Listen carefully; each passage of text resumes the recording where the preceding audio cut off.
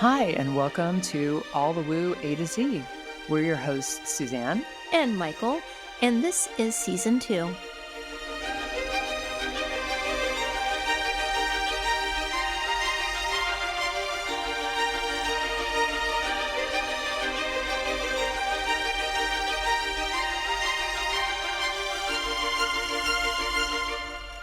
Hello, I'm Mychal, and I've been spending the last week hand sewing pajamas.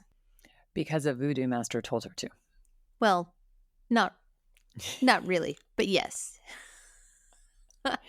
This is Suzanne, and I have been learning about the medicinal benefits of humming. Nice. This is All the Woo, A to Z.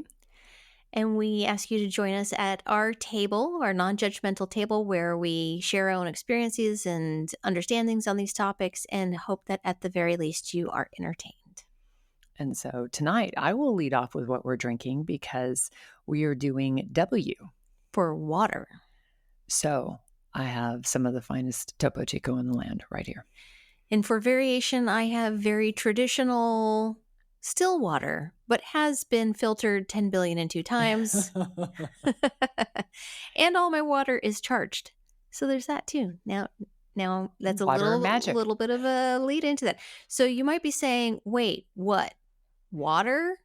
See, W? WH right there. What? Yes, right? No. We will be doing H. We are tabling H because we're trying to see if we can do something special, but we'll have to come back to you on that.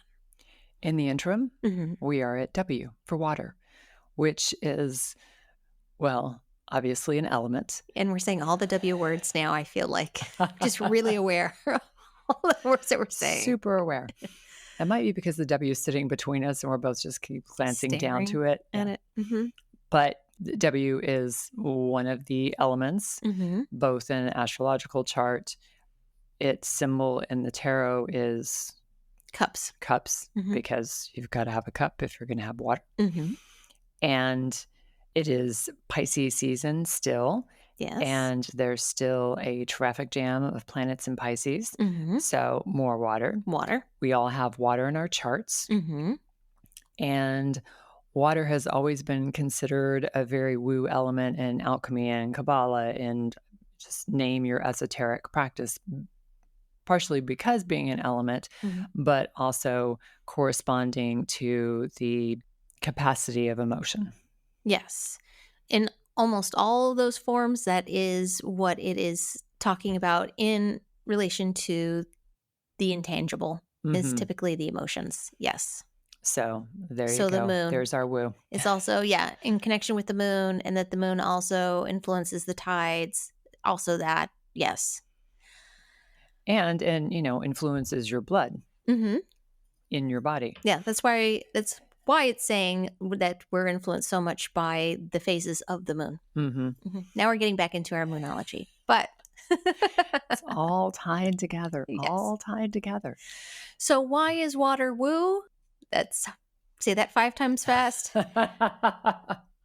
I think, it's in all things. It really is in all things. All things woo. It is a part of it. Yes. It just depends on what part we're going to focus on, which is a really good question.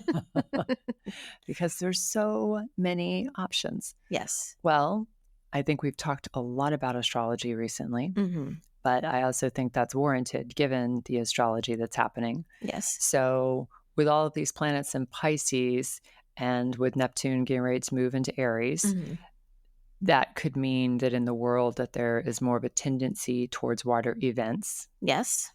And as a person who has written mermaids, and as I mentioned, I have my Mercury in Pisces. Yeah, which is a water sign. Which is basically a mermaid. Yes. Yes. So I feel that water is very dominant in both of us. I don't think I have as much water. Well, I don't know that anybody has as much water, but to not actually be a water sun. But yeah, I feel like you have a lot of emotional currents. Well, thank you. That's nice. No, let's see, where water shows up the most dominant for me in my chart is going to be for my midheaven. Okay. Yeah. So your fame will come from water. Your legacy will be water. Yeah, I've been told that the key to my whole chart to unlock all the things that I am here to do, that I signed up to do, that I will be successful doing, that I will make money doing, that will unlock my psychic abilities and all the things. The key to all this is my emotions.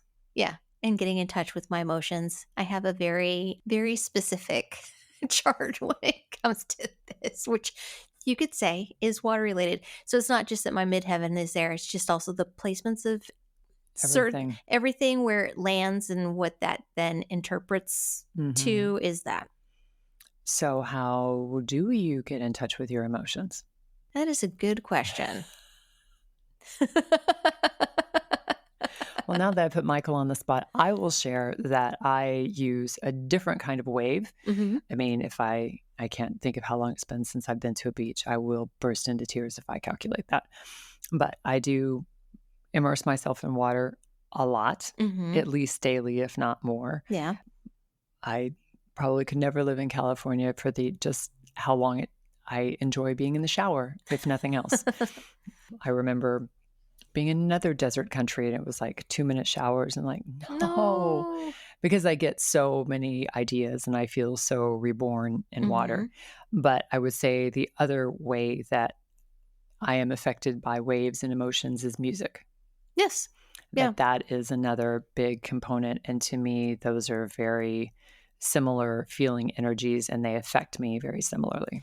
So for me, music, I end up kind of picking up whatever the emotion of the music is. So I wouldn't necessarily say it gets me in touch with my own emotions as it does that I become very receptive to what is being put on me that way. As far as water itself being in it, how I use it, I've talked, but I don't know if I've said it on the podcast. I think I maybe have, but that when I travel, I shower a lot more than I normally do as a means of cleansing and all that. But I like swimming. I do like swimming. The part of what I enjoy about swimming overall is when I get into water, the process of it is can be very isolating. It does allow me to go inward in a way and to just listen to what's going on inside of me. Like I'm able to process a lot when I'm in water and swimming. So there is that. And I guess I feel a connection, a divine connection, so clearly when I'm in water. Like I feel so held by the universe. And one of my sort of buzzwords to myself to come back to myself when I get distressed or angry or whatever, some other emotion is, just float. Yeah. Just float. And then I can recall that feeling of being in the water and just being held and everything. And, the version of it being at the beach where you can feel the waves coming and going underneath you, or just even in the tub where the hot tub, not the actual bathtub. Can't stretch out in the actual bathtub. Can barely do it in the hot tub. Yeah. But just being held. Yeah. And being able to like truly look up at the sky and relax and just know, okay, I'm safe. But I can also float really, really well. Yeah. So as far as me connecting with my emotions, the interesting part about my chart and how I experience it is that I am set up to be very emotional, actually. But at the same time, there's a large part of myself that doesn't like expressing my emotions to other people. That's for our previous episode where we're talking about creativity and allowing things to flow. That's where I have to learn how to allow things to flow because I feel or kind of grew up, not that my family made me feel this way, it was just my own understanding that emotions were weaknesses. And actually in my very, very first astrology reading that I ever got from someone that was professional astrology reader, I remember he saying, it's like the key for you is your emotions. Yes, he said that. He's like, but also, he's like, you are a very emotional person and you feel like your emotions are weakness, but what you are going to end up learning is that they're not a weakness, they are a strength. And it is your strength. Wow. So I said, okay. He's like, so you have to learn how to lean into it is kind of the thing. So for me, sometimes I feel that my emotions are so overwhelming that other people can feel it. I think I have heard from people that know me and know me quite well that even when I'm not saying anything and am feeling like I'm holding back certain emotions, I do have a tendency to really throw it out. Like you can feel like it's palpable. Not that I'm showing it anyway in my voice or in my face or anything like that. Like just being around me, you can feel that going on around me like a wave, I guess. I don't know. You know me, Suzanne. You're about to say something. Yes. I don't want to discount Yes. how good you think you are at covering up your emotions. Yes. See, this is what I'm talking about. But I not only have I been in a room where I could, so gentle listener, I don't know if you know, but in West Texas, when you're driving across the plains of West Texas and everything is so wide and so flat, you can look out your car window and you can see a storm that's 30 or 40 miles away coming in. Is that me? And I remember distinctly one time you were having a very bad month, maybe. Yeah. So you were sitting on the couch across from me, and I just saw the storm rolling across the room towards me. Yes. And then I felt it. Yes. But yes, I would say that you do not want to make anyone feel uncomfortable with your emotions. Yeah. But you definitely radiate them, and your idea of I'm not showing it on my face, I'm not showing it in my voice is not entirely accurate all the time when you're feeling a thing. But I would also think that possibly this is because we spend so much time together and we are such good friends that you can see my nuances. Yes. Yes. That someone else might just be like, she's just kind of checked out for a while. And it's kind of like, oh, no. That's no. That's shadows and storms. Yes. Well, I've even had it before, and I may have mentioned it here, where I've been very angry or really upset. And that even in that process of feeling that and not moving around, that I've had glass break around me. Just randomly, like glass shelves just all of a sudden give way with a bunch of glass on it. That was not here, y'all. It was not here. And like I said, I was just standing. I was not doing anything. I was just standing, and I just was in that. It just out of nowhere happened. So, but I think anyone who's listened to the breath episode can probably imagine that happening. By hearing my agitation, right, of talking on my teeth grinding. Yes. Your whole body just tightening. Yeah. Possibly. So. Maybe not. But so maybe, I don't know if that comes across on the podcast at all, if my emotions come across that way intensely, but I can tell you that in person, it's probably way more intense, even if it is going over the airwaves. No, that's one of the, again, more waves. The power of what we're doing in podcasting, which is so woo. Okay, so I do want to talk another part about water, but before we get there, I will also say that how I also use my emotions in that way is when I'm able to talk and be around people, I do curate my energy to maybe curate the room. I don't know how best to say this, but without just trying to help others feel, like to help calm other people down. Maybe if somebody's really upset, that I'll try to be like, okay, that I end up being calm. And I'm sure everybody can probably do this, but I've kind of been doing it my whole life. And yeah, not necessarily always intentionally. I just always have been able to do it quite easily. So maybe that is truly my gift. I don't know. But that's what my chart says anyway. The other part that I wanted to talk about in water, because we have kind of touched on it very briefly in previous episodes, was the Dr. Masaru Emoto's water experiment, where it is, let's see, the book that he wrote is called The Hidden Messages in Water. And so for those of you who have not heard of this whole experiment that was done, or that he has I don't even know that he's around anymore. I think he's passed, but I think others have taken up the mantle on this, where it's the idea that thoughts can influence water and that this is measurable. And the way that he measures it is he would expose water to either he would have music playing towards it, or else there would be a message that he'd write on a piece of paper. That paper would be on the container that's holding the water. And he would also speak to the water. Yeah, and then you would speak to the water. He's even tested water where a Buddhist monk did a blessing over the water. And then he would take these drops and freeze them. And from there, he would take high-speed photography and capture the ice crystals. So with these crystals, there's images. If you go online, you'll see plenty of them that will show you that some of the most beautiful crystallizations that happen were from words like compassion and wisdom and thank you and peace and things like that, whereas like doesn't even look like crystal, it looks like weird sludge shapes. Yeah, they're so misshapen and so disproportionate, and come from like really negative styled music or just negative words in general, where it would be it just can't seem to form.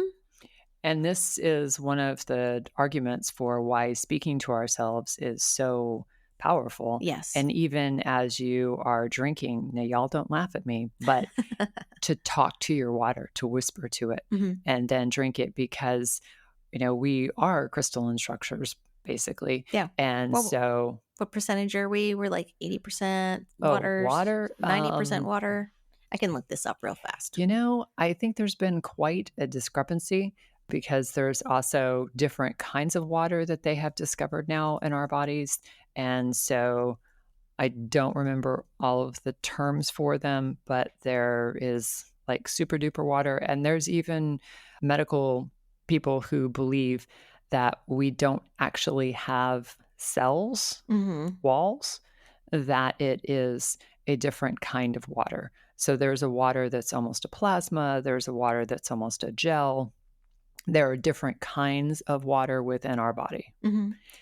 So according to the Google Oracle, we have the average is about 60% of the human adult body is water, but then parts of your body have more water depending on what you're looking at. So it's saying the brain and heart are about 73% and the lungs are about 83% water. That's just literally a quick little snapshot. Again, Google, thank you. Now we know. But yes, easy water is the term for the superpowered water that it moves in your body. And one of the reasons why hydration is so essential, but hydration with also salts and electrolytes and all those kinds of things to feed the easy water. Yes. So, but being able to speak to yourself and pass that vibration into the water, because the vibration changes the structure of it, and something that you are feeding yourself that has a better structure is going to assist for making better structures, as opposed to something that has a broken structure because you tortured it. is not going to be helpful. Yeah. Well, I don't know that I speak to my water, but I have on my water filters and things that I have where the tanks are for my drinkable water. I'll put thank you, I love you, like all of the different words. So it's always on there. So no matter what, it's always kind of coming through that way. But then also whenever I do a lot of the baths that I take in the evening time, yes, Epsom salt, yes. But so many, if we're going to get into spells, so many spell kind of things have to do with you being in a bath of water. Yeah. Right? For this reason. So I know that I have an herbal mixture that sometimes where it's basically you're making a tea and then you put that tea into your bathtub, and it's supposed to be good for vitamins and just general absorbing for your skin that way. But I was also looking up which each of those items do from a metaphysical standpoint. And it definitely could be a love spell combination. But if you think about it, when you are in a bath, it's almost a rebirth kind of experience. And so you are, just like the amniotic fluid that fed you in your mother's womb, you are feeding the water to nurture yourself as you were taking the bath. Yes. Yeah. Oftentimes I've been told whenever I've gone to the voodoo priest or priestess and they're like, you should do this thing. It's always been part of the process is taking a bath and doing a ritual with a bath. And the Anahati codes are another way that you can essentially program your water, and they have them for different things that you want to achieve in your life, you want to manifest for different seasons. So again, it's a book, but taking the code and writing it on, like you said, the jar where you're keeping your water as you put it out under the, full moon or new moon or make moon water. All the different kinds of. Yeah. You're supposed to get in real woo right here with moon water, which essentially, if you want to make it, you take like distilled or filtered water and you put it in a jar and you put it under the full moon for a series of 3 nights is how you do that. And if you do scrying in a bowl of water, that's the kind of water you should be using as moon charged water. You can drink it as well. You can put it in your bath. There's a lot of different things that you can do that with it. But that's another very woo water. Yeah. And actually, I'm just now remembering this in terms of water. But so the pens that I use to write in my fancy French paper notebooks are water soluble. Oh, okay. And so for our wedding, we were getting married at a full moon, and I had us meet on the beach on the first night of the full moon. I was not woo at all, y'all guys. I was really? just at that time you weren't thinking about that, huh? No, I was felt thinking right? ancient Egypt, ancient Israel, kind of those things that I had written about, or however you want to think about that. Woo. I don't know. Okay, anyway, it was pretty woo. So we actually wrote our vows and then washed them in water and poured them into a little vial. Did you? And then at our wedding service, we said our vows, which nobody could hear because it was just way too windy. But that's okay. We heard each other, which was the important part. And then we drank our vows. Okay. That's really, really taking it in. But yes, it was like, this is an ancient Egyptian practice. And yeah, I just now remembered that. So yeah, I take the water thing real seriously. I see this. Yeah. Yeah. The Dr.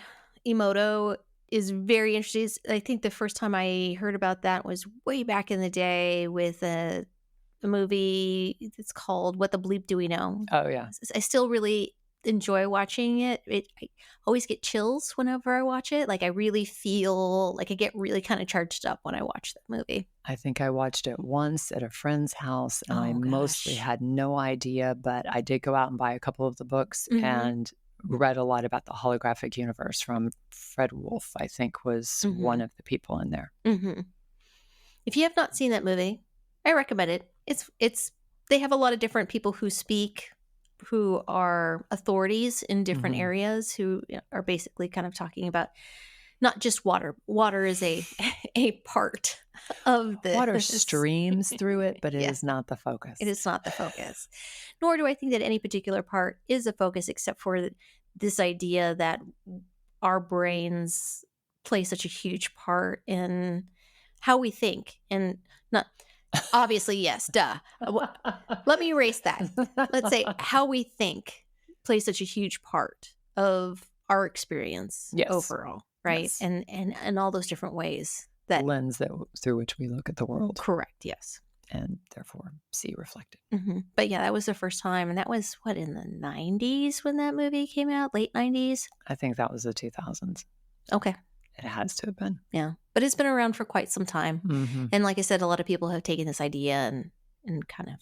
And I think they have made multiple movies of it as well. Yes. I think it's more that, there's others than just that like, one. What the Bleep? Part 5. Son of what the Bleep. So I think if you can't look at water as being kind of woo at this point, I don't know what more to say, really. So next time you have a bath, just drop some intentions in there, whether you write the words on the water or you just whisper it to the water, or even it's just that you want to reset everything for yourself by taking the bath. Like my intention, just setting your intention. Like my intention is just to reset. Yeah. And, we're almost always coming up on a full moon. So it seems almost every month that happens. it just keeps turning. So lots of opportunities to make and try out moon water. That's true. So, so maybe H next time, depending on. But if not, we have a backup letter. Okay, we're going to pull another letter. And E. Okay, we're probably not going to do Egypt. Probably, maybe not. I don't know. So tune in next time on All the Woo. A to Z.